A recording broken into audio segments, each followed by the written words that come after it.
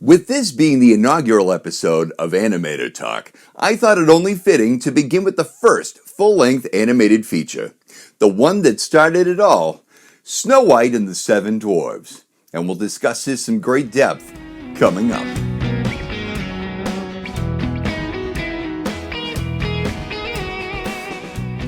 Hey animation fans, Animator Talk here to celebrate the art of animation and its contribution to entertainment of today, yesterday, and into the future.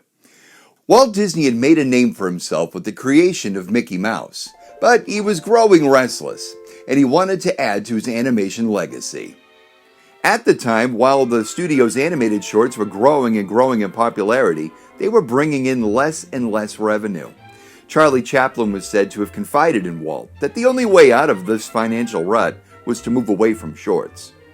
Walt and his band of animators were building a successful career with the Silly Symphonies cartoons. Walt would try to push that crew to achieve greatness with every short, all the while driving the animation art form forward to keeping up with the advances in technology within Hollywood. When sound was first incorporated into film, Walt would turn Steamboat Willie, Mickey's theatrical debut, into the first sound cartoon.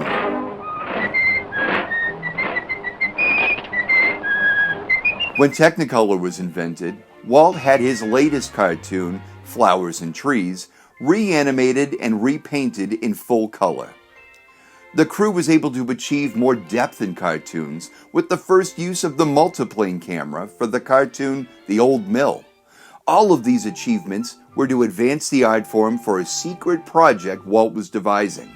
It was time, and his artists were ready for the first full-length animated feature. The year was 1933. Walt had released his newest Silly Symphony short, The Three Little Pigs. It was met with great acclaim. Audiences returned to the theater over and over just to see the cartoon. The song, Who's Afraid of the Big Bad Wolf, played over and over on the radio. Sheet music was flying off the shelves as quickly as their limited merchandising could resupply. The public demanded more pigs, more pigs. Walt would go on to make 2 more shorts with the pigs and wolves, but Walt really wasn't one to repeat himself. He'd already told the story of the 3 pigs. It was time for another story. One night, Walt had given his animators some cash for dinner and asked that they return that evening for a secret meeting. In that meeting, Walt sat his animators down and announced his plan for a feature film. While some animators were intrigued, others doubted anyone would want to sit through a cartoon that long. Then, Walt began telling the story of Snow White and the Seven Dwarfs. You see, Walt was a master storyteller. So when he told them his plans, he didn't just map out a production schedule. He sat them down and began reciting his vision of the entire film. He acted out each part with dramatic flair, and the team hung on to every word. By the end of the presentation, the crew couldn't wait to get started. As production began, the news spread throughout Hollywood. Critics and naysayers felt it was far too fetched an idea. It was thought no one would want to sit through a feature-length cartoon. Others would spread fear of blindness, saying that people's eyes would not be able to withstand the bright colors for that long. The film would be dubbed Disney's Folly in the trade papers. Walt wasn't concerned with the talk. Walt felt that if you had a solid story with pathos and tragedy, it would work. What he really feared was running out of funding. Walt's brother Roy wasn't just his partner in the studio. He was also the financial officer. When they needed to make bankroll or procure funding for projects, it was Roy who handled it. When he felt Walt's ambitions would get him carried away, it was Roy who would talk him down and reason with him to find less expensive ways of achieving his goals. Now, if we were to adjust the box office numbers for Snow White and the Seven Dwarfs, it would rank as the 10th highest grossing film of all time. The fact it was Walt's riskiest move at the time seems hard to believe, but if Walt and Roy had only known how expensive it would be to produce, they may not have even considered it at all. Roy had crunched the numbers at the time and decided the film could have been completed for $500,000. By the time Walt had plussed it enough to his liking, it would cost more than 450% over budget. With life insurance policies cashed in, with houses remortgaged, Walt and Roy had put everything they had into this film they believed in so much. It was time to take out another loan. Roy went down to see the officers at Bank of America, but they said they couldn't issue any more funds unless the studio could show what they had completed so far. Walt protested. He grumbled that he didn't want to show an unfinished product to anybody. But Roy said, "Walt, we have no choice." Joseph Rosenberg, a loan officer from the bank, arrived at the studio for what was likely the first work print screening of a Disney project. Walt showed reel after reel, pencil tests, cleaned up animation, storyboards and pencil sketches just to fill in plot holes. He even sang some of the songs. Rosenberg would merely respond with a mumble or an occasional "uh-huh." But when the presentation was done, he got up from his chair and Roy walked him out to his car. Walt sweated out as he watched from his window. Roy and Rosenberg chatted all the way to the car, but Walt couldn't make out the conversation. Too nervous to even light a cigarette, he just watched in anticipation. Roy closed the car door for Rosenberg. As he started his engine, Rosenberg said to Roy, "That thing is going to make a hatful of money," and he drove out of the studio gates. Or what would happen or anything. We had the family fortune. We had everything wrapped up in Snow White. In fact, the banker, I think, was losing more sleep than I was. Now, this project created a great need for hiring more talent. At a time during the Great Depression, artists flocked to the studios to fill in open positions. Walt had implemented a system of delegation to the animation crews in his shorts, but he felt it was most important on this project. The difficult task of animating his more realistic characters needed real draftsman qualities in some of his animators. Norm Ferguson and Vladimir Teitla were tasked to supervise Snow White, while Mark Davis supervised animating the Queen. The animation of the Queen as a hag went to Art Babbitt, and Freddie Moore designed and supervised animation of the dwarves. Willie Reitherman would later lament on animating the Magic Mirror. It was a difficult assignment. It was a floating face that didn't move much. No eyes, details in the mouth. He would animate it over and over again. "I worked and worked on that," he would later say. The effects department would add animation of flames or smoke over the face, and then would use a distorted piece of glass to make the face ripple. "So all of my work was done for nothing," he said. Now, unlike any telling of this story prior, Walt made sure that they made the most use of personality. That meant for the very first time, each dwarf would be given a personality all their own. This funny face is Sneezy. He has hay fever. And old droopy eyes is called Sleepy. And Happy here with the beaming smile. In deciding how they would be portrayed, Walt and his story team compiled a long list of personality archetypes and names. This list of names would include weird names like Wheezy and Happy-Go-Lucky, Gaspy, Deefy, Shifty, just to name a few. On casting the voice talent for this film, Walt was looking for the most distinctive voices he could find. He found opera singer Adriana Castellati. He felt her voice had a fairy tale-like quality that made her a perfect match for our princess. Lucille Laverne was cast as the Queen. Her elegant, velvety smooth voice brought real regal quality to the character. When she had heard that they were also looking to cast the same character as a hag, she asked to be excused for a moment. Once she returned, she auditioned for the role of the Old Witch and dumbfounded the casting directors.